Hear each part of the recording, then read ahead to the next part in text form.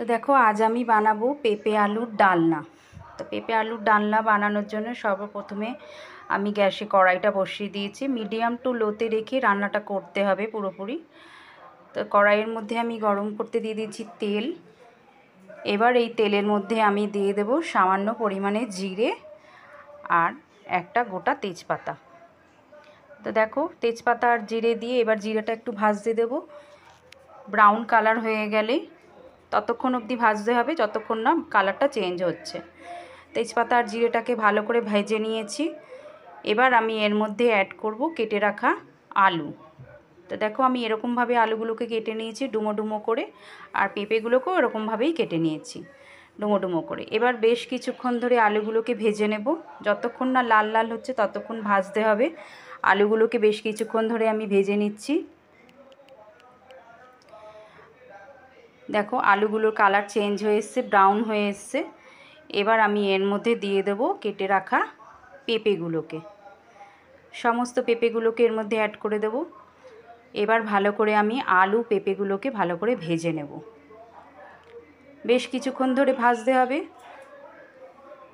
প্রায় 5 মিনিট মতন ধরে ভাজতে হবে যাতে পেঁপেগুলোর কালার চেঞ্জ হয়ে যায়, ততক্ষণ অবধি আমার ভাজতে হবে। তো দেখো আলু পেঁপে আমি ভালো করেই ভেজে নিচ্ছি। বেশ কিছুক্ষণ ধরে নাড়াচাড়া করতে হবে, কিন্তু গ্যাসের ফ্লেমটা মিডিয়াম টু লোতে রাখতে হবে। বেশি জোরে দিলে হবে না, তাহলে পেঁপে পুড়ে যাবে, কালো হয়ে যাবে। মিডিয়াম টু লোতে রেখে আবারও বেশ কিছুক্ষণ ধরে আমি ভেজে নিচ্ছি।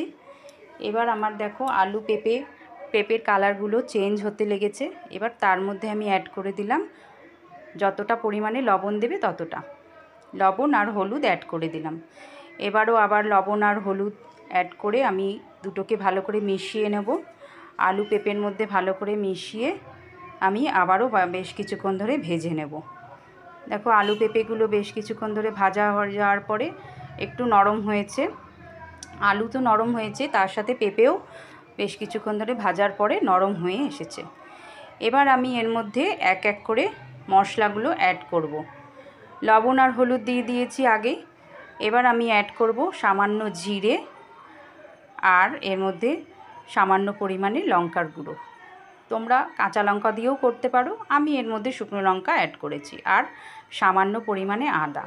আমি বেশি মশলা এর মধ্যে ব্যবহার করিনি, যেহেতু আলু পেঁপের ডালনা নিরামিষ, আর এটা নিরামিষ খেতেই বেশি ভালো লাগে। তো মশলাগুলোকে ভালো করে দিয়ে কষিয়ে নেব। জিরে আদা আর লঙ্কা দিয়ে ভালো করে কষিয়ে নেওয়ার পরে এবার সামান্য পরিমাণে জল দিয়ে দিচ্ছি, যেহেতু জিরেটা নালে পুড়ে যাবে। এবার সামান্য পরিমাণে জল দিয়ে আবারও বেশ কিছুক্ষণ ধরে নাড়াচাড়া করে নেব। তারপরে তোমরা যেরকম ঝোল পছন্দ করো সেই রকমই ঝোল রাখবে। আমি এখানে বেশ কিছুটাই জল রাখার জন্য জল দিয়েছি। দেখো যতটা পরিমাণ দরকার ততটা দিয়েছি, দিয়ে আবারও একটু নাড়াচাড়া করে আমি ঢাকা দিয়ে দেবো যতক্ষণ না আলু পেঁপেটা সিদ্ধ হতে একটু দেরি হয়।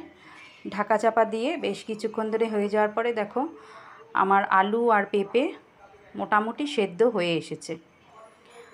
আবারও বেশ কিছুক্ষণ রাখতে হবে, আর একটু সিদ্ধ বাকি আছে। চাপা দিয়ে আমি আবারও বেশ কিছুক্ষণ ধরে এটাকে সেদ্ধ করে নেব। দেখো ঝোল কমে এসেছে, আর পেঁপে আলু আমার ঠিক পরিমাণ মতনই সেদ্ধ হয়ে গেছে। এবার আমি এর মধ্যে দিয়ে দেব, যেহেতু নিরামিষ তরকারি সেজন্য এর মধ্যে একটু সামান্য পরিমাণে চিনি অ্যাড করব। যারা চিনি খাও না তারা স্কিপ করবে, আর আমি যেহেতু নিরামিষ তরকারিতে একটু চিনি দিলে ভালো লাগে সেই জন্য একটু চিনি দিয়েছি। এবার আমি দিয়ে দিচ্ছি বেটে রাখা গরম মশলা। গরম মশলাটা দিলে পরে সেন্টটা ভালো হয়। দিয়ে আবারও বেশ কিছুক্ষণ নাড়াচাড়া করে দেখো গরম মশলা চিনি দিয়ে কত সুন্দর কালার এসেছে, আর বেশ গাঢ় হয়েছে। তো তোমাদের কার কার ভালো লাগছে please like comment share and subscribe করো। যারা নতুন আমার চ্যানেলে তারা আমার চ্যানেলটিকে সাবস্ক্রাইব করতে কিন্তু ভুলো না। আর ভালো লাগলে রেসিপিটি অবশ্যই তোমরা বাড়িতে বানিয়ে করে দেখো, খুব ভালো লাগে, গরম ভাতের সাথে ভীষণ ভালো লাগে। তো টাটা।